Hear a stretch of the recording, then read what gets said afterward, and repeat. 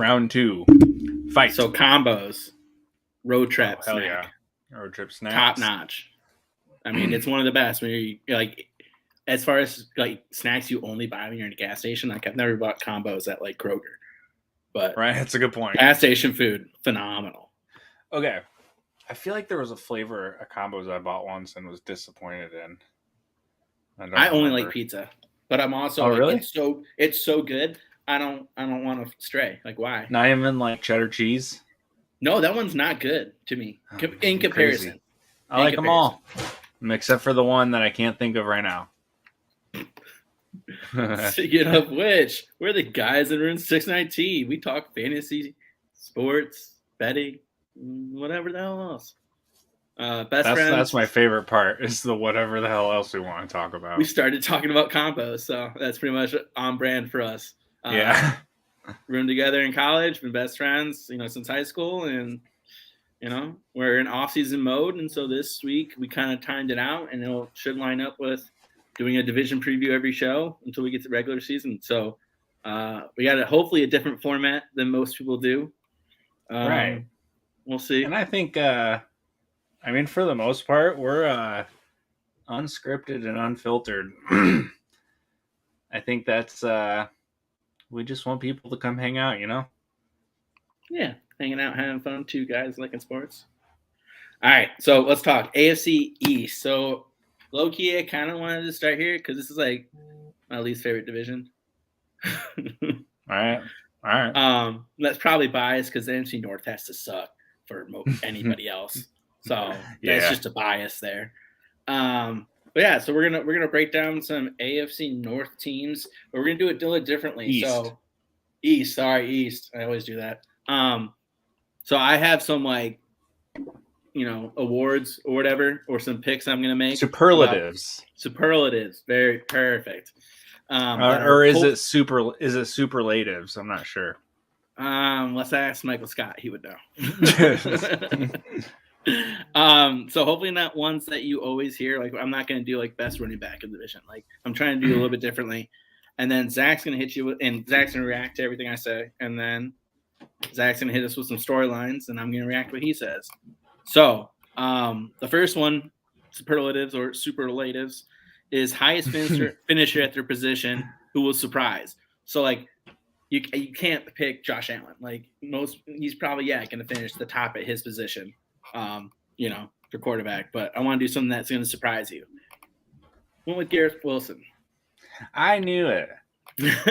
So I struggled what ADP to use for this because like dynasty startups can have so many different strategies that like I don't know. I feel like that was hard, and so what I did was the underdog partner with Jesper, their ADP, and then kind of just going off that, which is a best ball. So take that for what it will. Maybe that changes a little bit how people are drafting.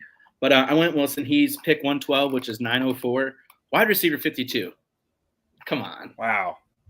I mean, well, first of all, it's Scott Fishbowl season, so we're going to talk best ball ADPs. Yeah. So screw that. That's what it is. More on that later. That's pretty wild, man. I never really I don't know. Like that's like a really good investment, in my opinion. I know it's a 1 year right, and that's got to be like fairly similar to a redraft.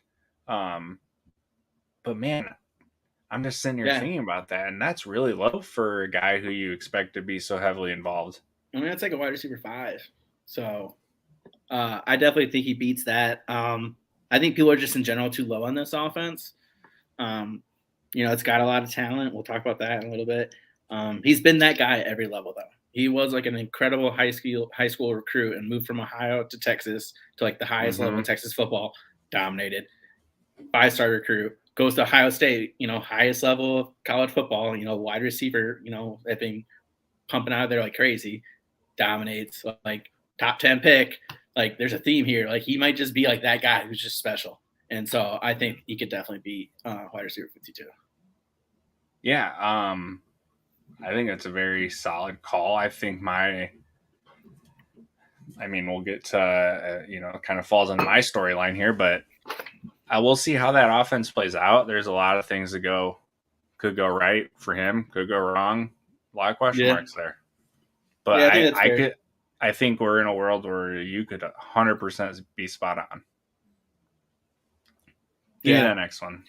Plus, like, like Elijah Moore is going so much earlier than him too. So I think that's added into the benefit a little bit there too. Yeah, it's true. So the next one is kind of the opposite. The lowest finisher at their position who's surprised. So someone that's being drafted pretty early, who I don't think will live up to that. Zach's going to agree with me 100% here, so we don't spend a million hours, but it's Gabe Davis. He's going pick 42, which is 306. Wide receiver 20. Some guys that are going after him: Deontay Johnson, Waller. I mixed some positions.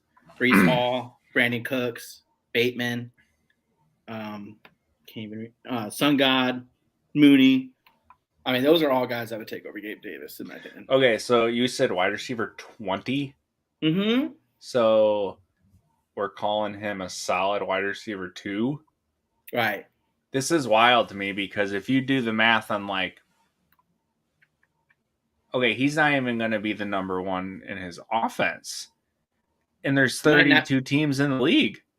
He might be number 3. I know people like to say Dawson Knox didn't do anything, but I mean, when you watched him play, he can do a lot of things. And at least he showed more last year than Davis did, in my opinion. I had Davis as like a sleeper going into last season.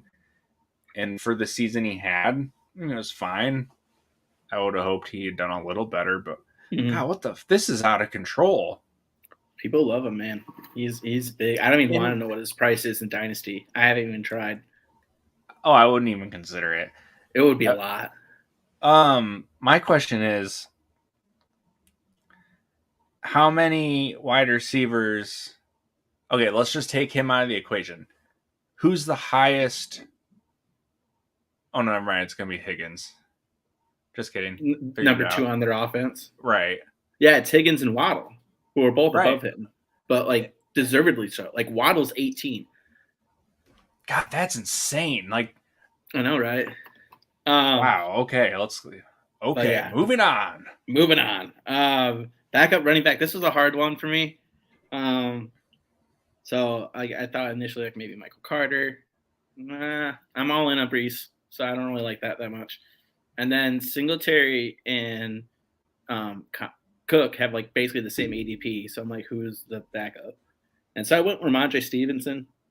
He's pick 110, which is 902, running back 37. If something happens to Damian Harris, I think he's the front runner for the most carries. TD upside. I didn't want – this was a hard one for this division, to be honest, for me. I think that he could be a candidate for the first award. That's fair. I don't know. Like he showed some promise as a rookie, and I think that there's got to be touchdown regression on Harris's side coming, right? I mean, new OC, new scheme. So like we don't know what's going to happen for real. I've just kind of recently felt like I just don't want any part of this New England offense. Something about Matt Patricia calling plays for their offense worries me. Maybe I'm crazy. What can go wrong? He's a rocket scientist, remember. Don't forget.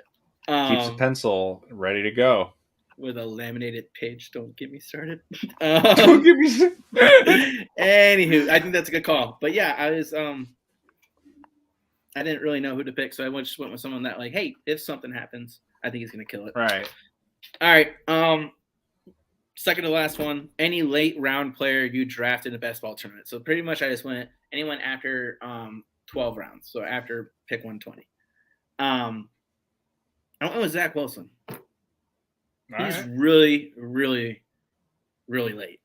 173, which is round 14, QB 23. So probably just in Superflex leagues, you're going to consider him. Or if you're totally, I don't know if this exists, maybe you're 0 QB. I don't know. I mean, people have some very interesting strategies like bully tight end. I don't get how drafting 4 tight end. I get tight end premium, but drafting 4 tight ends in the first 4 or 5 picks sounds crazy to me. Yeah, whatever. Yeah, it's a little insane. I'm open if someone has reasons. I'm listening. But anyway, offense should be way better.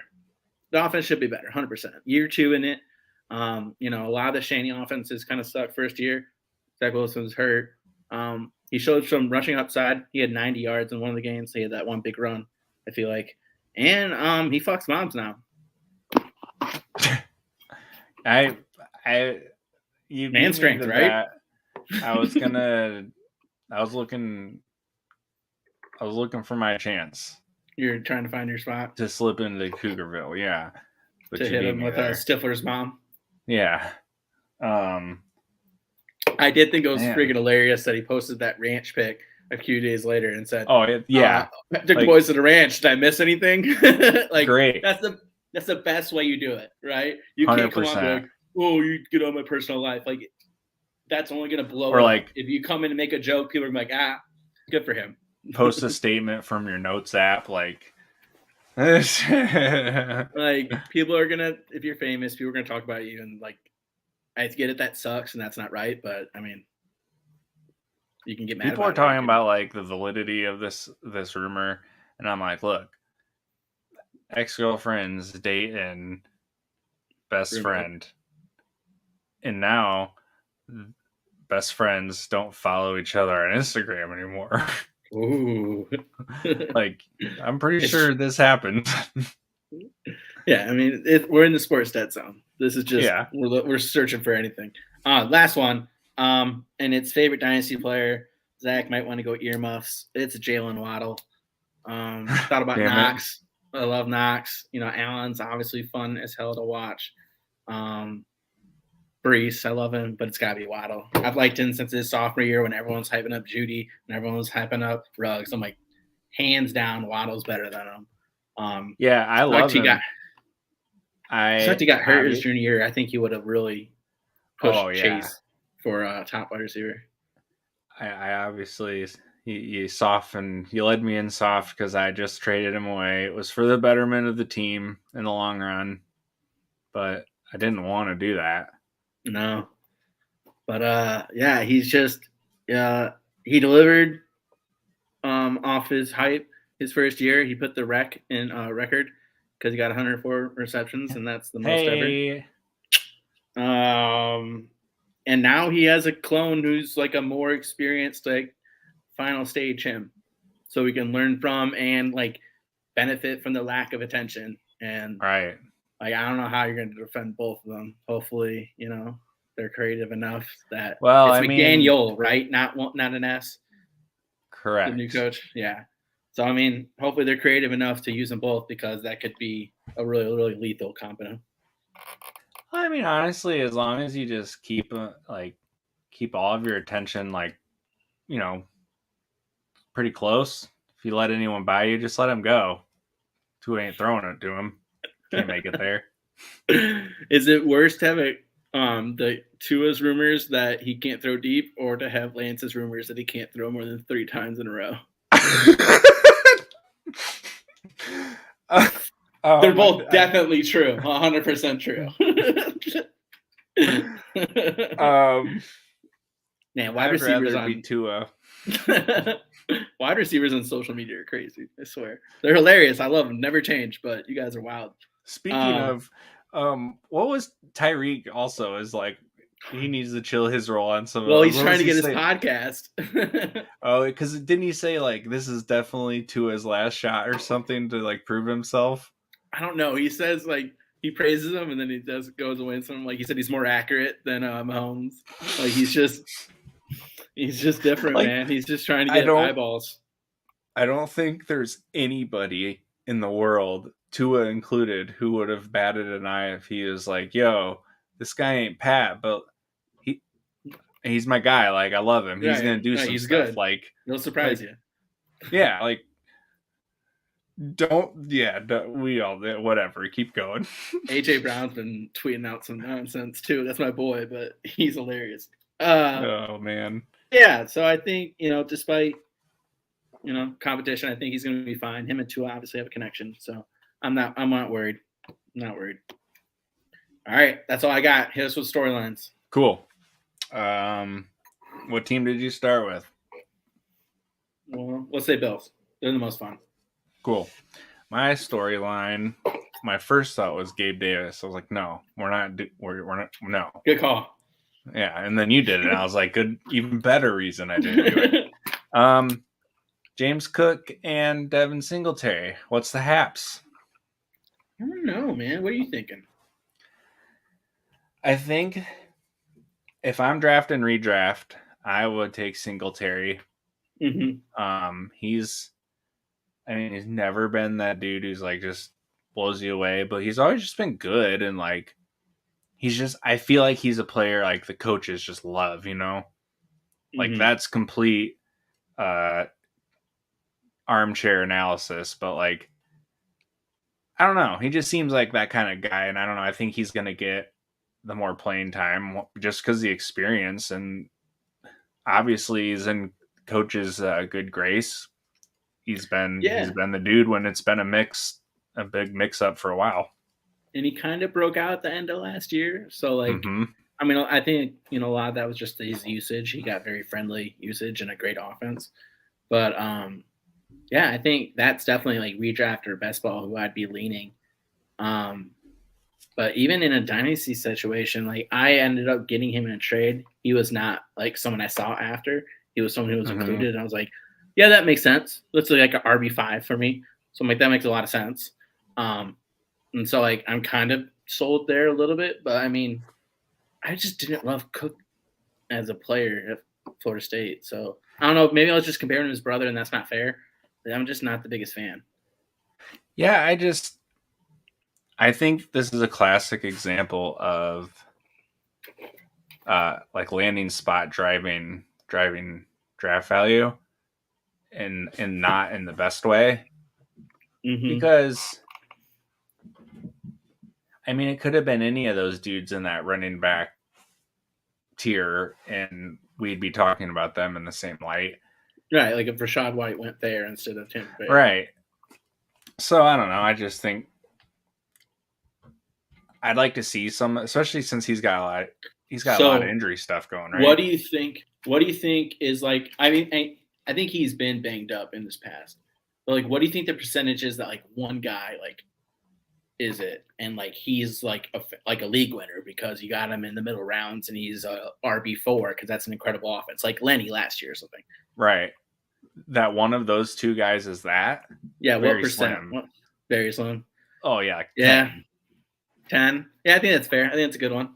Yeah, I don't think there's any shot either one is like a league But winner. Like, it's not even because the timeshare and hoping that breaks up or whatever. But like that team's just gonna pass and Allen is gonna siphon rushing touchdowns. Like I just yeah, think situationally, I don't think the ceiling is there for a home run running back in Buffalo. I think that's good. All right, what's next? Patriots, Jacoby Myers, your boy. Ugh, Are the touchdowns coming? ugh. So I was definitely a big Jacoby guy. Thought he was going to eat. He is. So he was wide receiver 30 in full PPR scoring. And I think he was like a top like 24 wide receiver like 3 or 4 times. Like he's like, if you are like a bye week and you're like, I need somebody, I can play him. But Right. yeah, he's just not special. So I've been trying to sell him. Hopefully, no one in my league's listening. No one's buying though. So. No one's mine. He's the guy that like I think you nailed it. Where like if that's where you're at because of injuries and stuff, like cool, like that's a solid option to be in that point. But I also think that if Jacoby Myers was shit, we would have known by now because he would have made his talent known. Yeah, I think he's good. I just don't think he's special. At least not in this Right. offense how he was used. Some people really like Mac, and maybe he's going to break out. I just don't see that kind of offense. I think they're going to be like a ball control kind of thing. Right, and then running back usage in the red zone is going to limit him. Plus the Hunter Henry and Jonnu. There's just a lot Yeah. of uh, obstacles in front of Myers to having legit upside. No, I agree, 100%. I was almost picked Henry as like one of my late round guys. So I'm like, he could catch like 12 touchdowns. Like clearly, Right. him and Mac have that kind of combination where like Mm-hmm. that's who he wants in the red zone. Yeah, that wouldn't shock me at all. Double digits from Henry.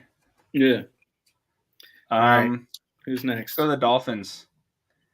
And for Okay. them, I think for me the most interesting thing is how the Tyreek and Waddle situation plays out. I think a lot of people talk about the backfield here. That's Um, where I thought you were going.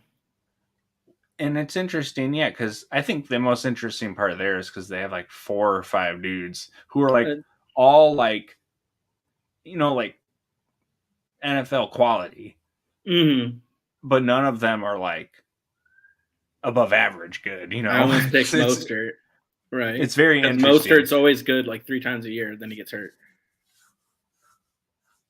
Yeah, I don't know. I find the whole thing really interesting, but All right, but yeah, talk about the wide receivers. I think the most interesting thing to me is gonna to see how defenses handle the two of them and like how because you mentioned it, they're very similar players.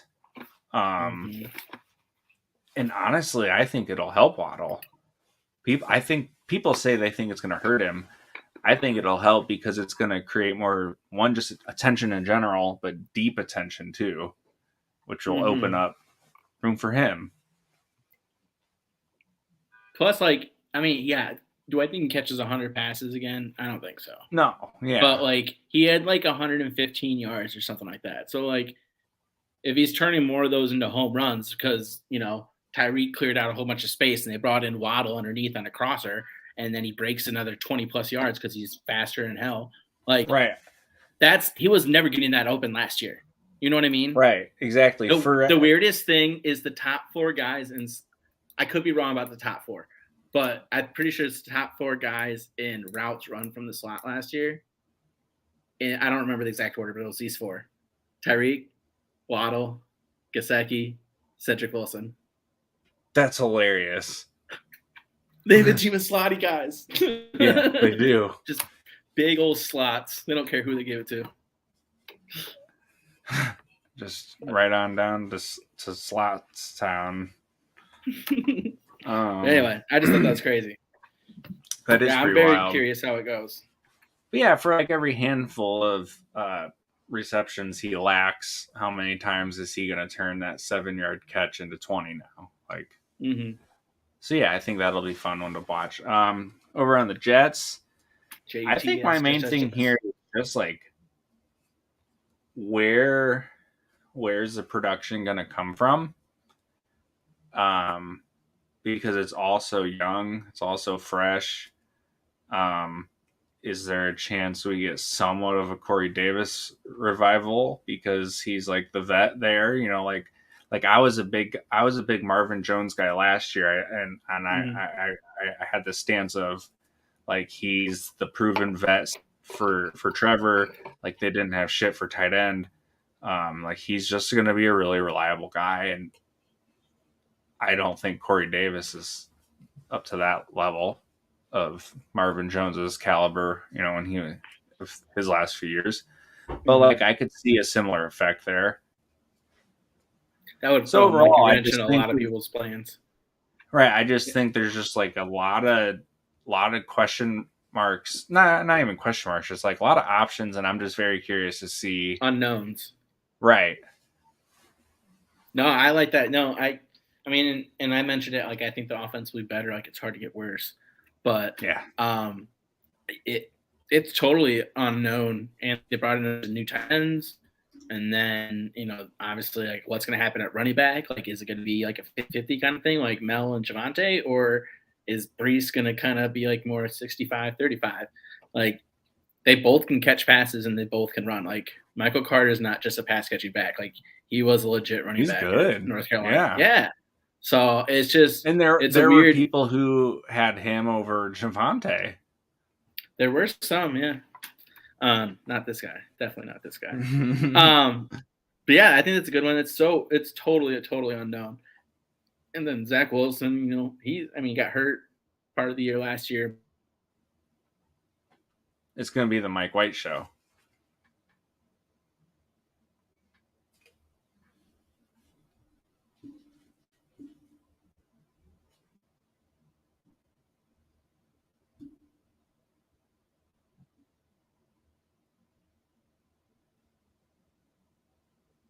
Hey, you're We're back. good. All right. Yeah. So natural transition, right? Blitzball. So Let's we're do it. talking about our best video games from like our perspective. I'm not saying like the highest rated 10 out of 10 game, like just playability and things like that. Just games that we absolutely loved. And so it was my category. So I will start Super Smash Bros. But for the N64. I liked all of the Super Smash Bros, but easily the best one was N64 for me. It was my first video game I ever had, so I played the living hell out of it, and yeah, it was incredible. Um, I had the timing down. It was so much lag. It was amazing.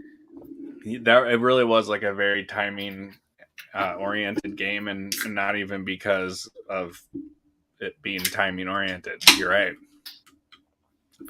Yeah. Um, So N64 was my first system. So I have to go with my first game, and I played it so much. I liked all the other ones, but that was easily my favorite.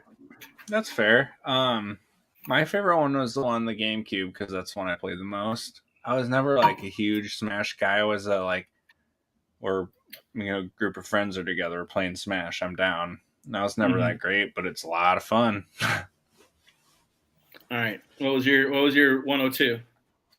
Oh well, since this is some strategery here, I chose my three into categories, and my first one's sports, and I went for NCAA football, and I think it's 06. No, probably 07.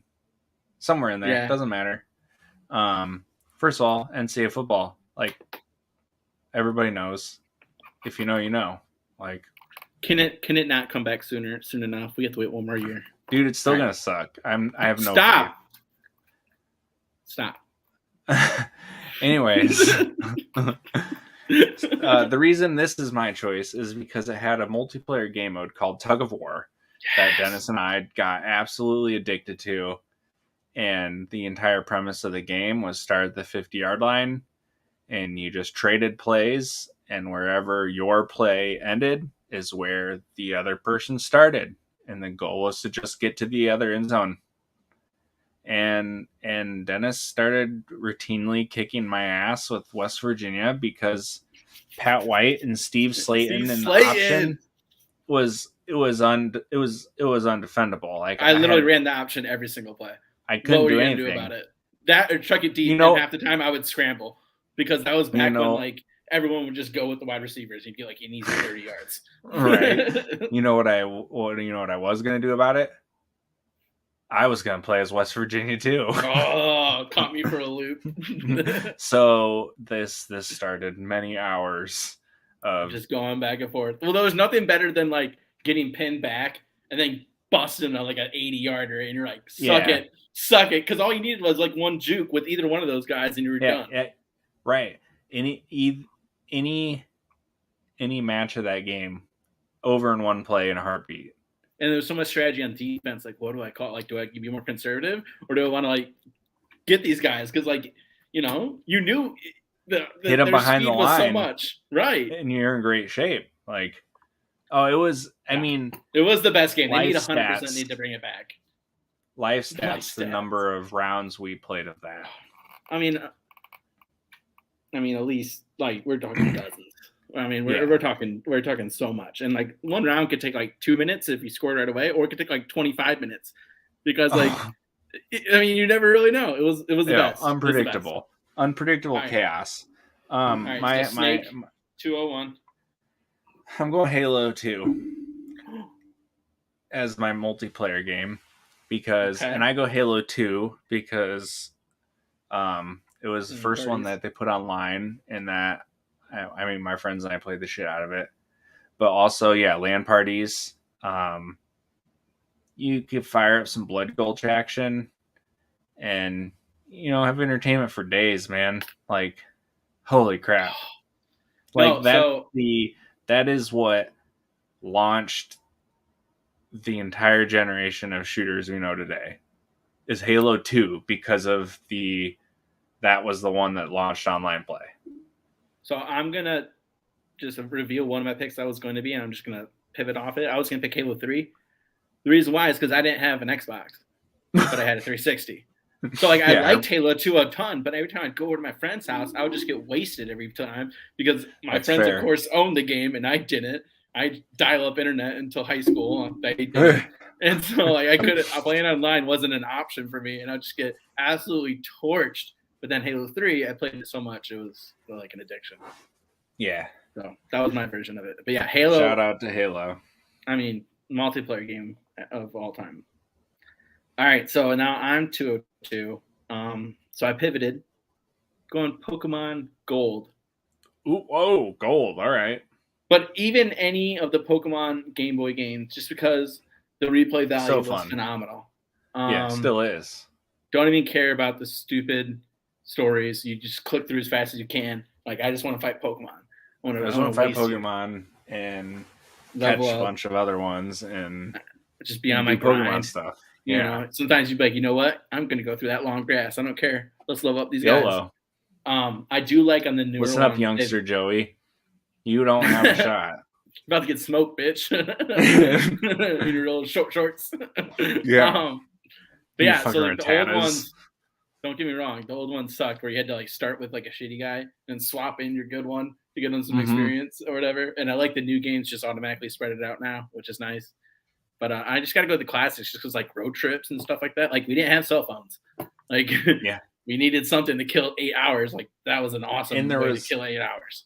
I would say, there was totally something about like having that special thing for a road trip to do, you know? 100%.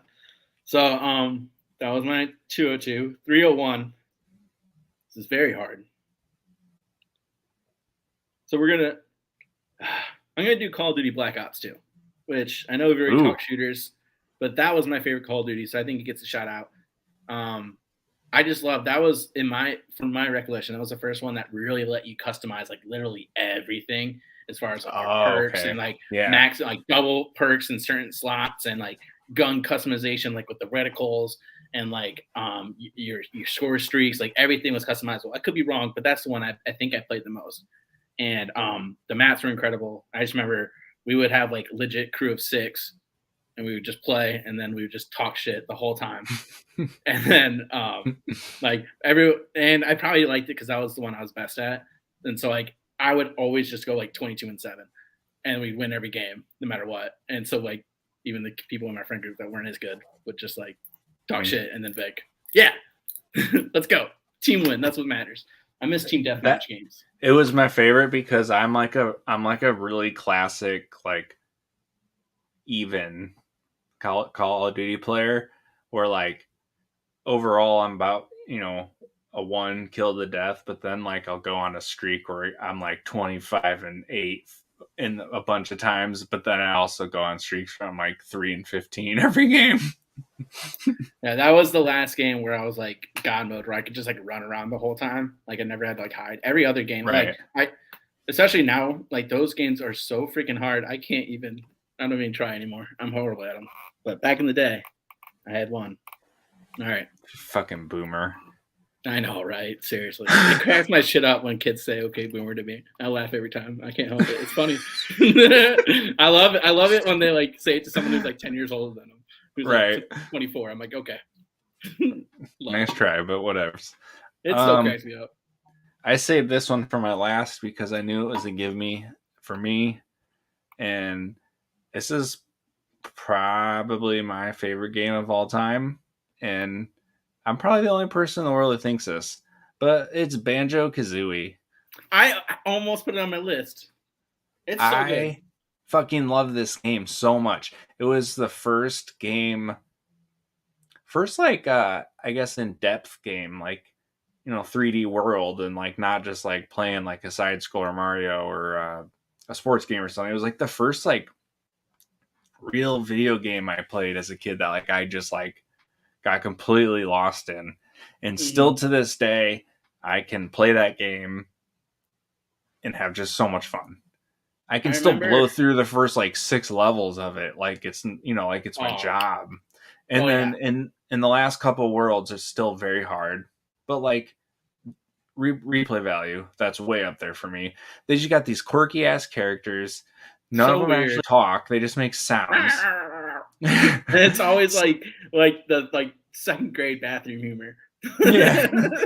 And like and Kazooie just like making fun of people and like it's amazing. Like you don't have to sit here and need to read a fucking novel of lore to understand the story and what's happening. You don't need to understand 18 different sub menus of leveling a character up. It's just like, yo, you're this bear and you have a backpack. Hey, by the way, there's a bird in it and he can do stuff and go collect stuff. When he had to run on his own on Right. Kazooie. Like just go collect shit and beat up other shit and just so you're gonna have a blast, trust me. I remember one time, like when it first came out for 360, I got really dedicated and I tried to find every musical note. And I remember I was like 4 short and I couldn't find it. And I looked for him for so long. And I was like, fuck it, I'm done. But I'll still play. No, I just gave. I was like, no, I'm done. And then like I've played it since, but I'm like, I don't care if I miss any. Right. I'm like, I tried once. I know it was in the seasons one, which I think is one of the last ones, and I swear that's I checked everywhere. I think that is the last one actually. Yeah, I'm pretty sure it was there. Anyway, I got some honorable mentions. I also have a few. All right, Portal. Getting re-released for Switch soon, I think. Yeah. Anyway, Portal is incredible.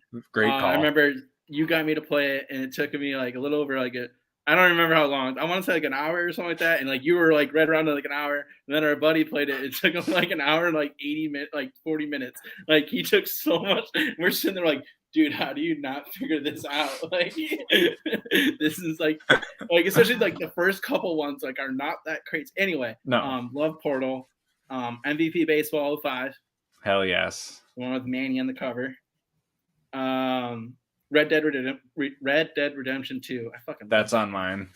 I hunted so much in that, found all the legendary animals. God of War 3.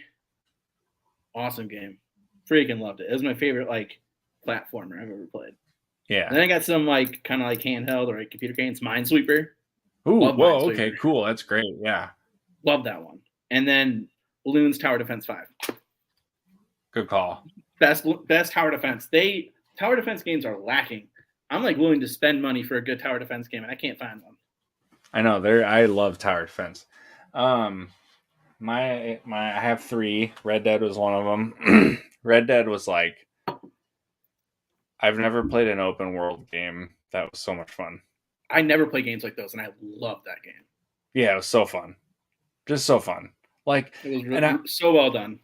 And like the random interactions with people you would just pass by and stuff, like I don't know, like a game has never nailed that quite as much.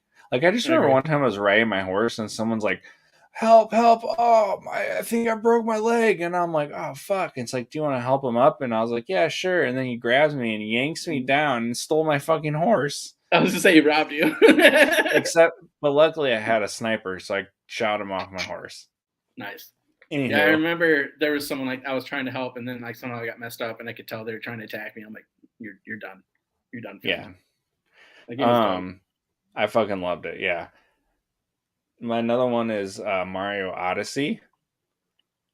That was. You did love that game. Aside from Banjo-Kazooie, that's probably my second favorite, like just fun 3D adventure platformer game. It was just to me, it was just pure joy and fun the whole game. Like it was so creative how they incorporated like every aspect of every generation of Mario. Like I fucking loved it. So goddamn fun.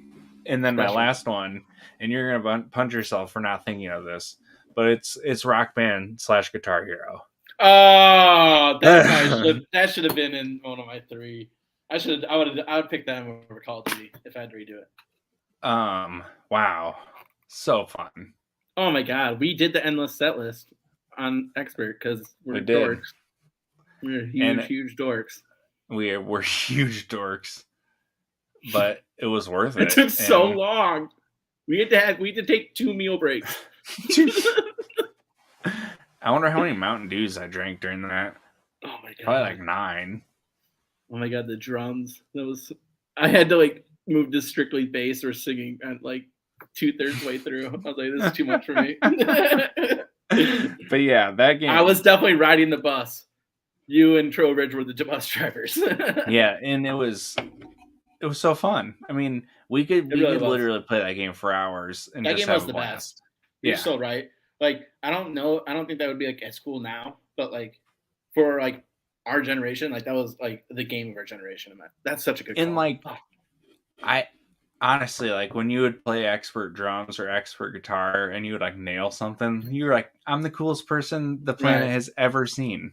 Mm-hmm. And it was even better that like people who really played like guitar always sucked. Right. And they'd get so mad. They'd get so mad. And they're like, I can really play this song. Yeah. Like, cool. Well, I just full cleared it on expert. So what you got? That's so good. I love that. That's cooking right there. Seriously. All right. Start going back to cooking. Gonna be a little self-indulgent. I was very grateful to Scott Fish for picking me to be in the Scott Fish Bowl League. So I'm cooking because I wanted to get in it so bad last year and I didn't get selected. I was in satellite, and which was fun, but best ball compared to like an actual league where you get to pick and line up stuff like that. I'm very grateful. Curious if you follow my Twitter, then you've been seeing how my draft been going. I'm worried. I've seen some good one. Mike Clay's is ridiculous. Oh, I bet. I'll pull it up, but yeah, it's been a lot of fun, and I'm very grateful. And I know the charity, if I end up winning anything and getting any picks, it's going to be the Trevor Project, which helps with youth suicide prevention. Nice. So next, Dalton Smith. Did you see this clip? The pogo guy? No. I'll tweet it out. It was so good. So he's the first person to jump 12 feet on a pogo stick. He did it like over the high jump. So it was like preview jump is already like crazy high. I don't know how he got so high. And then he goes and jumps. And as he's going over the bar, he has to like windmill the freaking pogo stick and do a high jump, then land. And he does it. He lands, he bounces again, and does a front flip off the pogo stick. Dude's a legend. Wow. I'd be like, I mean, that's like your pickup move every time. Like, hey, have you seen this video? Who is that? It's me. Hey, you happen to have a pogo stick on you? Oh, I do. Let's go. Oh my god, he actually has a real pogo stick. I was terrified of pogo sticks. I'm not gonna lie. Oh, they're so fun, but I never dared tried anything other than just jump as many times as I could. Yeah, I didn't like them. I didn't like trampolines. I didn't like that. Anyway, that dude's a legend, Dalton Smith. Last guy, Patrick Rogers. Hell yes, let's go. This is your guy. This was 2 weeks ago. I want to say at the Travelers Championship, Patrick Rogers hits a hole-in-one. And, you know, unlike most guys who, I'm tired of watching professional golfers hit a hole-in-one and just kind of like, you know, tip the cap to the crowd when they go nuts. Like, no, it's fucking badass even for you guys. Like, it's a big deal. Cheer for it. So not only was, you know, he obviously was pumped he got a hole-in-one, but after the round, one of the press guys tweets a picture of the beer cooler in the clubhouse after the tournament, and it said, piece of paper said, "Take a beer. They're on Patrick Rogers tonight after you hit a hole-in-one," or something like that. So hell yeah, Patrick Rogers, you're cooking. Good for you. That's how you do it. You hit an incredible golf shot. You buy beers for everybody else. Right. You got to repay the golf gods. All right. And so I got actually, the tournament last weekend, the Scottish Open, somebody hit a hole-in-one on a par 3, obviously, and he won a car for him and his caddy. That's awesome. I know. Good for caddies. They deserve it. All right, real fast side tangent. Mike Clay's team: Josh Allen, Trey Lance at QB, Austin Eckler, Breece Hall at running back, wide receiver Debo, DJ Moore, Gabe Davis, Jerry Jeudy, Drake London, and then he's got Pat Freiermuth. You see, honestly, those running backs in QB though. Right, I was gonna say honestly, I don't really like those receivers. I love Debo though. I'm gonna throw an impromptu booking. and it's Trey Lance. Someone tweeted for he's booking for being shitty at throwing a football. But someone tweeted something along the lines of that one year Tim Tebow, completed like 47% of his passes or whatever bullshit amount of yards and, shitty throwing stats. And then he said he still finished as the QB 15 or something like that. And then put, this is a Trey Lance tweet. Dude, the Trey Lance hype is nuts. I saw a picture of ADP for Superflex that had Lance over Tom Brady. Yep. Wow. And that's ADP. That's not like one dude. That's 80. Right. That's like on average. The only way I would no, never mind. I'm not even going to say that. No, I wouldn't even consider that. No, it's crazy. Crazy, right? I was like trying to come up with justification, and then I started to say it, and I was like, no, don't even say it. If you're drafting Trey Lance over Tom Brady, then you're booking. Also booking. Hey, age is just a number. Ask Zach Wilson. I will. I believe nothing negative about Tom Brady. Dude doesn't miss. Home run derby, booking because we got Albert Pujols in it. Why is Albert Pujols in the home run? He has 6 home runs. He can't move. In a sport that, like, historically you could be out of shape and play, and he's too out of shape to play baseball. Injured, but like. Same. Who do you think would have a better shot at stealing a base, me or Albert Pujols? You. I don't know what the hell they're doing. It's just, it's not a disgrace. Like, I don't really give that much of a shit, but it's just silly that, like, you could have like young stars that are up and coming and showcase them, but no, let's play the dude that no one's wanted to watch play for like 6 years. Okay. Right. Like, he's been so irrelevant for so long, and it's at least it's not like Miggy, where Miggy has still been putting up some numbers, and like he's still a respectable player. Like, Jesus Christ. I understand that we're trying to do that, the Pujols farewell tour here, but this is too far. Next booking, Pac-12. They lost their LA teams, UCLA and USC, to the Big Ten. Kind of in general, all conferences. At what point does the Big Ten need to change their name? Because it was already more than 10. See, that's why I want them to get 20, and then they can be the Big Tens. Ooh, that's cool. And then the next time, they got to pick 10 teams at a time and get up to 30. And just, if you want to join the Big Ten, you need 9 friends to come with you. You need 9 friends. And then you could have a relegation league of the Big Tens. That's the dream. That's the dream. I'm going to piggyback off of your relegation idea and say, honestly, what if we just had like a 12-team, we just had like 4 or 5 12-team conferences that had relegation built in. Oh, okay. I thought you were going to go back to like making a joke about why don't we just have conferences like we used to? Oh. No. Listen, I've got this crazy idea. We're going to take the teams, and the ones who are like located close by and like can travel easy, we're going to put them in the same conferences. Okay? And then at the end, they're going to the 2 best teams from each of these smaller ones are going to play, right? And then that determines who wins the conference. Mm-hmm. And then the winner of each conference, gets points that are all arbitrary, and we're going to use a committee of old white guys to vote to decide who gets to keep playing football. Mm-hmm. And never enough teams are selected. Even though like 2-3 teams win ever. Mm-hmm. Mm-hmm. Like people are told there's like one really good team, and then like 6 other ones that could be the second best team, but we're just gonna pick 2 because we'll be right. We're white. Yeah. Yeah. So college football, I love it, but only like people need to forget about this whole student athlete crap. Like, that's trash. Honestly, I literally only like it for Dynasty. Pro prospects and gambling. Yep. 100%. 100%. That's it. And then we say the last booking for golf again. The pace of play is real bad.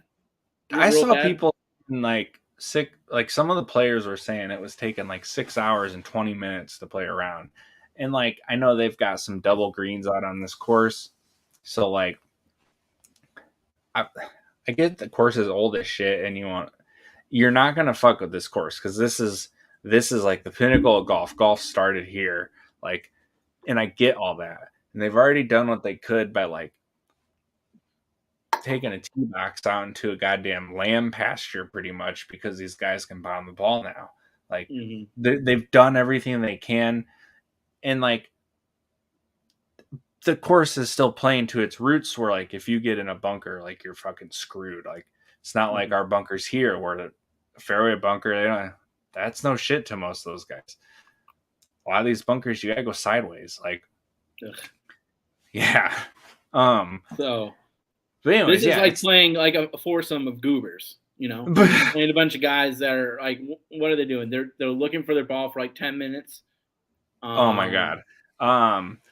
They're hitting a second one after they just topped it and then they miss. they're picking what song they need to be listening to out of their golf cart. Oh Lord. There's at least one guy at 50 plus awkwardly hitting on the beer girl driving the cart. They're definitely putting for longer than they're doing anything else on the green on the whole course. Or They not look at reading. each putt. Right. Yeah. They're looking at every angle they can look at, reading that professionally, and then they miss by 4 feet. That's 100% what these people are doing. Oh God, those guys are the worst. Are they Except worse than the for people that, like, if you're behind one of those people and then you got, like, a pilot behind you who are riding your ass the whole time? You're not the slow group, clearly, because they have to wait at the tee box behind you every time. So clearly, like, if we could, we would play faster, but there's people. Are the riding the ass people worse? ass riders People, are worse. right? Like, Like, we're in this situation. Could we be adults here? and we're in this together too. Like neither one of us are the enemy. I really would love to play faster as well. and and Team play and fast. and the ass riders made themselves an enemy. The ass riders make themselves the enemy over the slow players. That's why they're worse. I agree. All right. These people are not Guans, but we do have a Guan. And he's very close to our heart. And this has to be I like love at him. least the third or fourth time he's won this. Yeah, It's Shohei Ohtani because it's Shohei's world and we're all just living in it. ridiculous. So you could probably find a stat about Shohei like every single like week because he just keeps doing crazy shit. So I got a bunch. I'm just gonna read them.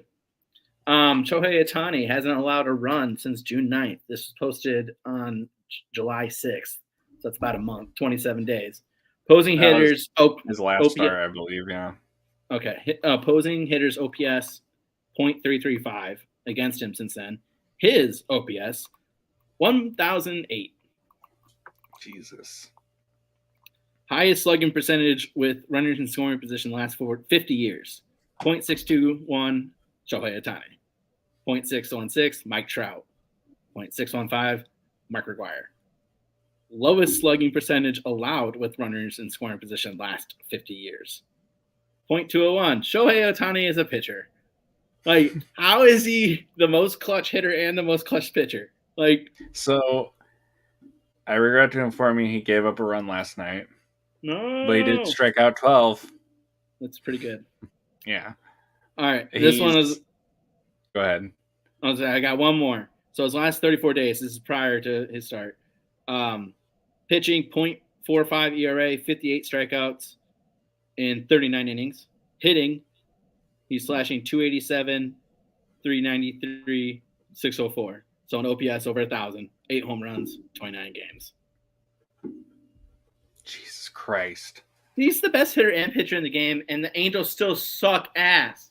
I had the thought of while you were talking then of like, this team is really just gonna bury Mike Trout and Shohei.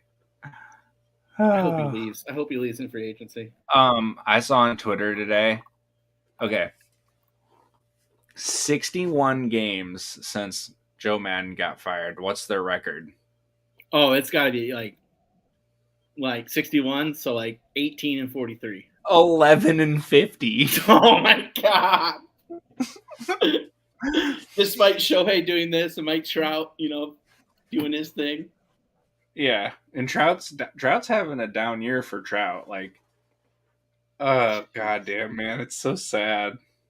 I just love that clip of like a month ago of him like trying to tell his pitcher on the mound like you're tipping your pitches, and like he's Right. like it has to be so frustrating to be that great around everyone else. You're like, can y'all just like not fuck around for like one day and like we can win a game? The other problem is that we don't get to watch that Shohei because of the West Coast. I know. Stupid. Anywho, he's the go on.